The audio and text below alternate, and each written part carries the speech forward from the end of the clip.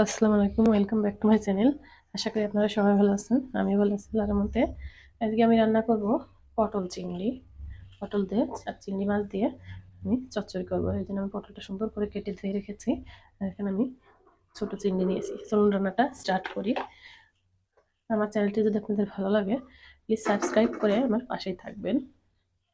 চুলাটা প্রথমে করে নিলাম, দিয়ে দিব। কড়াইটা গরম হয়ে গেছে, দিয়ে দিব তেল।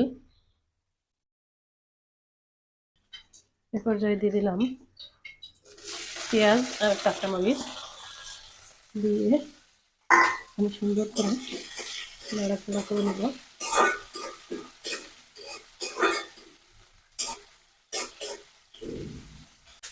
এ পর্যায়ে দিয়ে দিব পটলগুলো,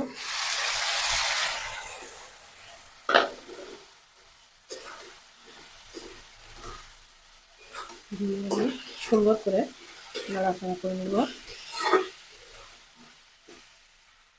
এখন আমি দিয়ে নেব পরিমাণ মতো লবণ, হলুদ গুঁড়ো,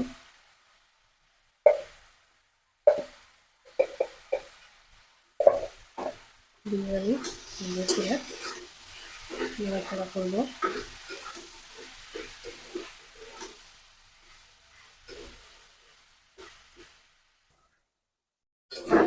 সুন্দর করে নাড়াচাড়া করে এ পর্যায়ে দিয়ে দেবো আগে থেকে বেটে রাখা জিরা আর রসুন, দিয়ে একটু কষা করে নেব। সুন্দর করে কষা করে নেব। পটল চিংড়ি খেতে অনেক মজা লাগে, ছোটো মাছদের করলে বেশি মজা হয়। এইভাবে বাসায় ট্রাই করতে পারবে একবার।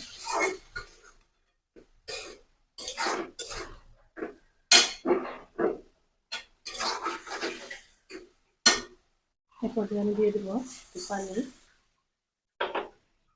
দিয়ে আমি চোলার চালটা বাড়িয়ে দেবো। এখন আমি ঢাকনা দিয়ে ঢেকে দেবো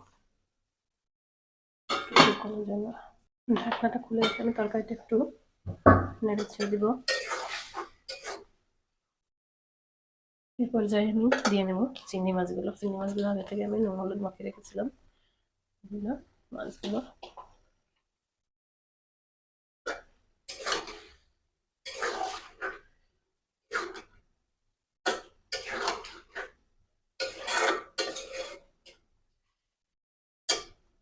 দিয়ে আমি আবারও ঢেকে দেব 5 মিনিটের জন্য। এখন আমি ঢাকনাটা খুলে তরকারিটা একটু নেড়ে ছেড়ে দিব। আমার তরকারিটা অলমোস্ট ডান। এখন আমি চুলাটা অফ করে দিব। হয়ে গেল আমার দারুণ মজাদার স্বাদের পটল চিংড়ি। পটল দিয়ে চিংড়ি দিয়ে চচ্চড়ি। আপনারা চাইলে একবার বাসায় এভাবে ট্রাই করতে পারেন, খেতে অনেক মজা লাগে। আমার চ্যানেলটি যদি আপনাদের ভালো লাগে লাইক করবেন, শেয়ার করবেন এবং প্লিজ চ্যানেলটিকে সাবস্ক্রাইব করতে ভুলবেন না। Thank you so much for watching my video. আল্লাহ হাফিজ।